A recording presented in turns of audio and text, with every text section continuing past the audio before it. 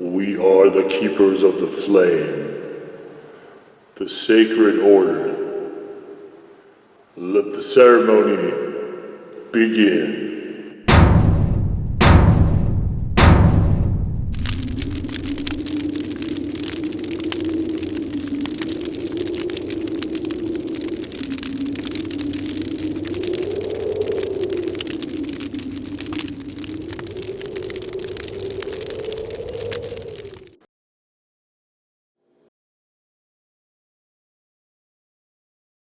And today, Faithful Acolytes, we take a look at this.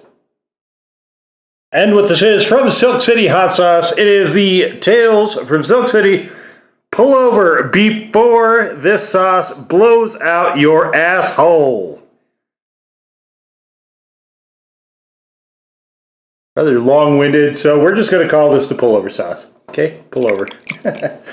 we're gonna skip the rest of that. You can see it's a really gorgeous sauce, though. Beautiful, beautiful sauce. Comes in a nice flask. As always. There's no back label on this, so if you do want to see the ingredients, go to the written review where I've put them all, which the link to that is in the description down below. So we start with a blend of serrano, jalapeno, habanero, and cayenne. So that's the base blend of peppers. And from there, it adds in apple cider vinegar, then Carolina Reapers, then maple syrup and salt. So not a hugely complex sauce in terms of ingredients. You can see it's just lovely. This is a gorgeous sauce. Right when I first opened this, just the smell alone, just outstanding. I think that pepper blend is a really smart one. Definitely hits a lot of bases. You can see it is very nice, thick, sort of medium thickness, very rich coloration to it. Got the nice, very strong red with little tinges of orange on the side there. Very, very strong, bold red though. Like when you think of hot sauce, this is the color I think almost everybody thinks of. They think of exactly this color. Gorgeous color. Just simply beautiful. There are little bits and pieces in there, but the texture and everything of this, I think, makes it a really nice everyday sauce, and I've had it on a number of different things, including the breakfast burritos that I make, my scrambled egg breakfast burritos. You can see those if you click on the, I believe the Hoff original and the Hoff Smoking Ghost. I think I did it in both of those too. If you want to see what those look like. I'm not going to be making that here today. But this also works. I haven't found anywhere this hasn't worked, to be honest. I think this is one of the most flexible sauces I've had. I would not be afraid to put this on a taco or some Asian food or macaroni and cheese. I don't know. I wouldn't necessarily like it in some of those. I wouldn't be afraid to try it, though. But definitely I've gone through quite a bit of testing with this one to kind of see, well, I mean, literally, if there's anywhere it wouldn't work. And also try to get a sense of the heat. So you can see we burned probably maybe a third to 40% of this just during the testing phase. So anyway, let's get on into the sauce.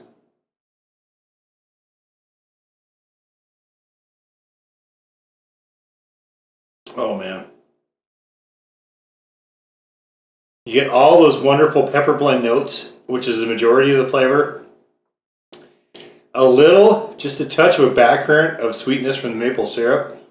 And then it finishes with a bit of the burn and some of that bitterness that comes with Super Hots, Reapers in particular. So, just an absolute delight. That's really good.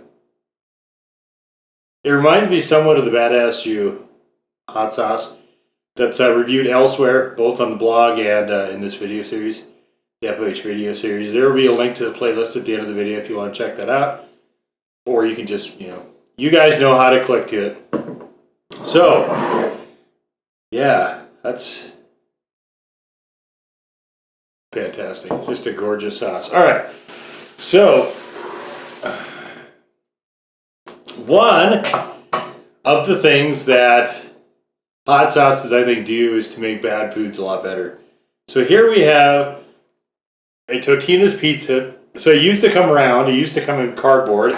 You can see the edge of it here where they're just making sheets of it now and just chopping the sheets. So they obviously had a lot of focus on changing the production. The size is smaller.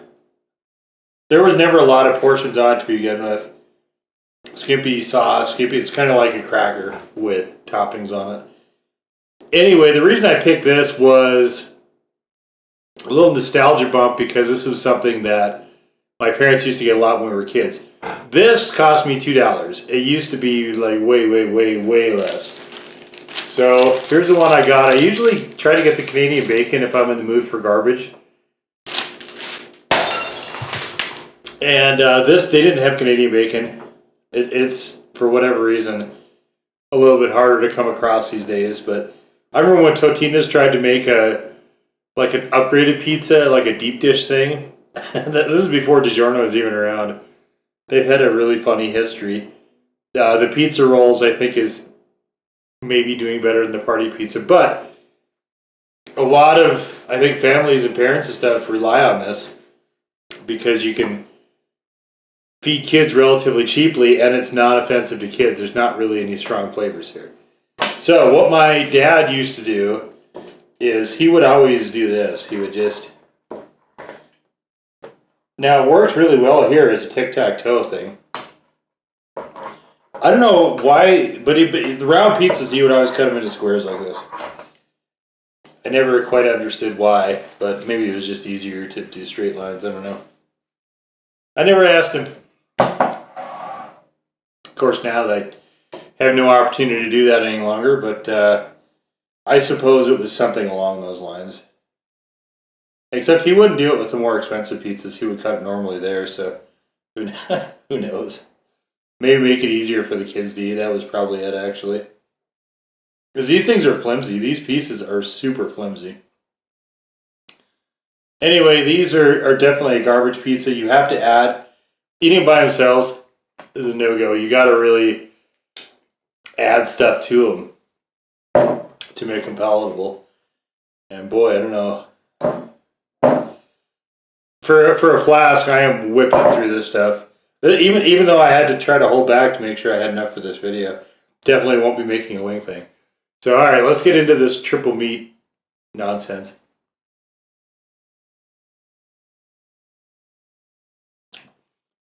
I've never liked Totino sausage, so I never get it. But I haven't had it for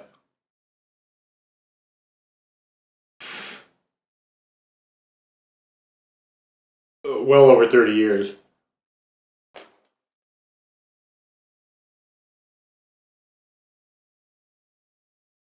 There's Totino's, and there's one other one that came in a yellow packaging.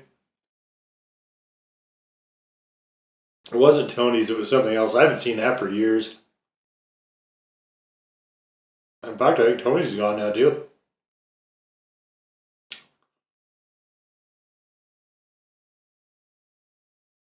You gotta make way for the DiGiorno's and Freshettas and Newman's and the store brands.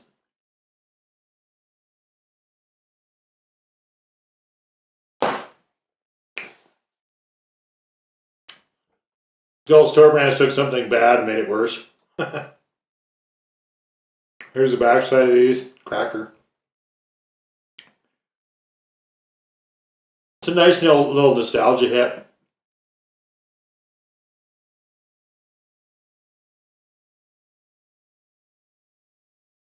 Little junk bump. I'll be good for... This is maybe the first or second one of these I've had all year. I don't have these very often. But we all know it. Every once in a while you just get a taste for junk and you gotta scratch that itch. Here, I'm more testing. Obviously, it's way better with the sauce. That's not even a question. I'm so used to having these with mushrooms on them. That was what my parents usually added, mushrooms, to break it up a bit. I'm so used to having that it's weird not to have this with mushrooms. But I want to see what kind of burn I can get out of this.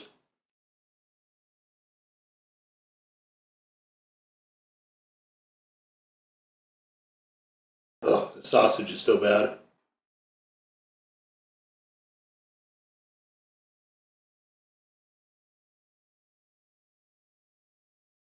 I mean, so far, I think I pegged it a 3 for heat in the written review. I think that's about right. There's definitely an intense furnace from the Reapers, but it's a relatively low one.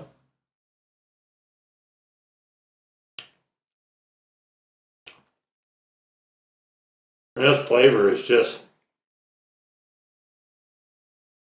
It's kind of like there's a little war going on in this sauce for the pepper blend and the Reapers to be the main flavor.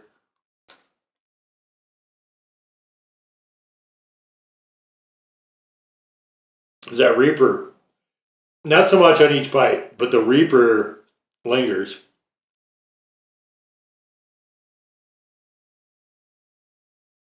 In terms of flavor, which is interesting.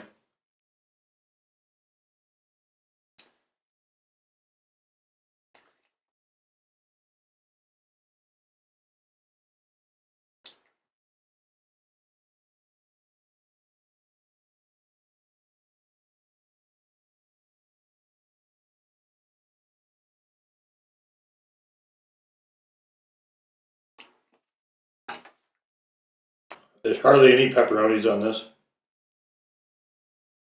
They're a little stingy with the meat. I've had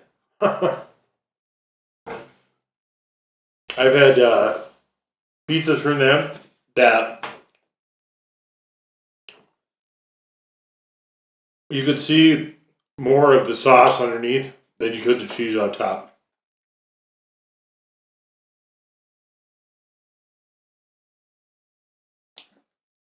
Gotta be careful adding toppings too, because that crust will not support hardly any weight.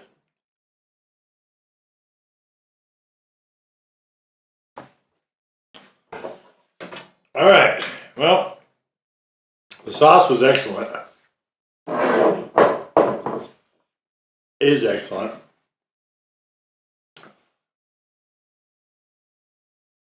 Pizza was kind of rubbish. I've got a good solid burn. I mean, I must say, this is probably the hottest in the Silk City lineup. But it's nice. Like I said, it's you can feel the intensity, but it's not at a super high level. It just feels intense. I don't know if that makes any sense, because usually there's an accompanying heat level to go with it. But it's like Reapers sometimes will do that with me. They're a very odd pepper, just in how they act, but I'll get a huge intensity, a burn, but it'll be at a fairly low level. Other times it'll be both. But it probably depends on how much Reapers you're actually using, but fascinating pepper. Just fascinating. This, though, is just an outstanding sauce. I can't say enough about how good this is.